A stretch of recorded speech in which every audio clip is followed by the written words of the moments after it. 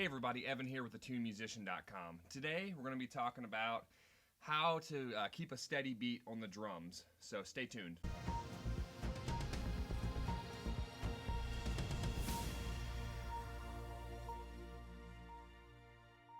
Hey everybody, Evan here with thetunemusician.com. Today we're going to be talking about keeping a steady beat on the drums, but before we get started, be sure that you hit that like button. Make sure that you're subscribed and that the bell notifications are turned on so that way you're notified every single time we upload a video here. And also, please be sure to share this video. That would mean a lot to me. I really appreciate it. But without further ado, let's go ahead and get started. So there are four things that we can really look at, four pillars, I guess you could say, for keeping a steady beat on the drums. And I really use these pillars for anything I'm learning, whether it's a beat or a fill or practicing rudiments around the kit, or just getting better with drumming, whether it's just being able to express myself more behind the kit or whatever it is. But the first thing is practicing at different speeds, and especially the slower speeds. I've mentioned this before in another one of my videos, but you want to practice with those uncomfortable speeds even, because that is really where you are going to be able to work out the kinks for that beat, for that fill, whatever it may be. So practicing at different speeds. So I'm just going to take this beat that I had come up with last night, and I'll play a little faster, and then I'll slow it down, and you can see, or you may be able to see how uncomfortable I am playing it at that speed.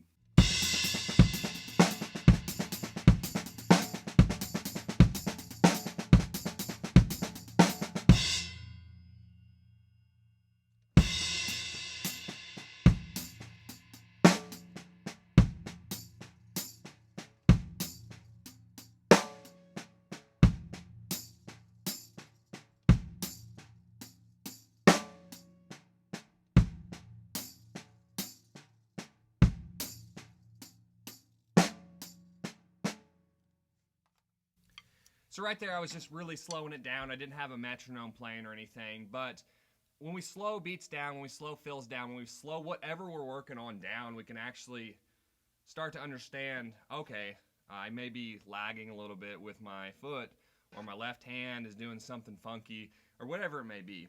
So slowing it down with and without the metronome, I always recommend practicing with a metronome. Number two, isolate each individual limb to ensure that you're playing the drum part, that the drum part is spot on.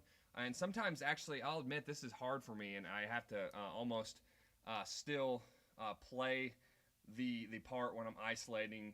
Say I'm just doing my right hand, I may have to isolate and just play that, but I may play the left hand part on my lap. So we could look at that. If we were to look at just what the right hand was doing in that beat, it may look something like this.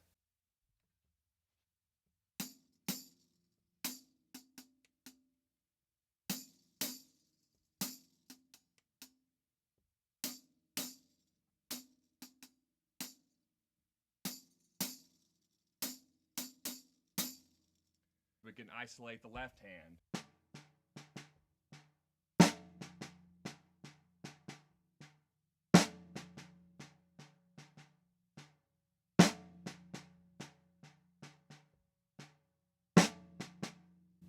And then so forth from there.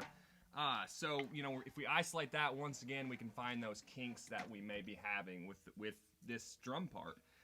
Third way that we can get better at the drums, keep a more steady beat, is by having a jam session with other musicians. And this isn't really something that I can show you here, but there are a few ways that we can do that, whether you know a few musicians that you can play drum, you can bring your drum kit, or they can come and jam with you. Or if you don't know someone, there are actually drumless tracks that I use all the time. You can find those on Spotify or YouTube, and I would highly recommend those because they're awesome. And you can find some with click tracks with metronomes, but also some without metronomes. And I find that a way to kind of get away from just a regular, regular metronome click. Get away and actually be able to jam to a track that is at that specific tempo.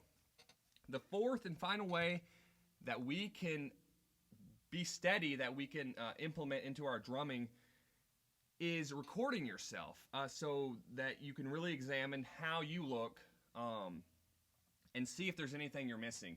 Now, right back there, there's actually a mirror, so I can see myself. I can see if I have bad posture. I can see if my stick height, if they're even, for both my right and left hands.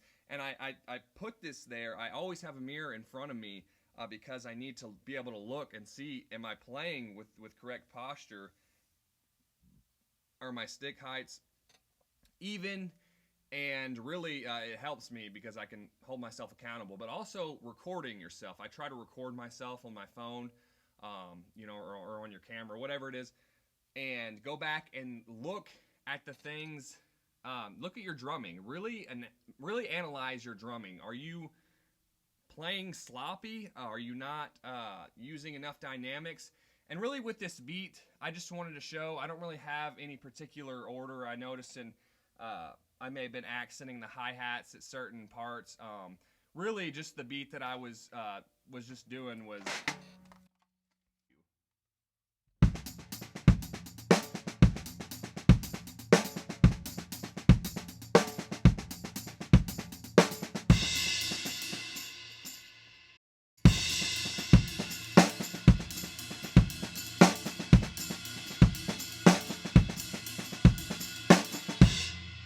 So really, these 4 pillars, I guess you could call them, are things that I use all the time in my drumming to make myself better, because at the end of the day, I always want to be improving on my drum chops. I don't want to just sit behind the kit and play the same things over and over and over again.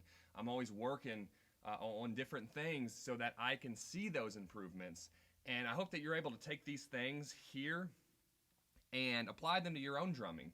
But I'd love to hear your thoughts. What are things that you do personally to help your drumming? What are things that you implement within your practice sessions, whatever it may be, that help you learn new beats, learn new fills, get better with your rudiments, whatever it may be? I want to know. Let me know in the comments. But I just really appreciate everyone that is just taking the time here today to watch this video.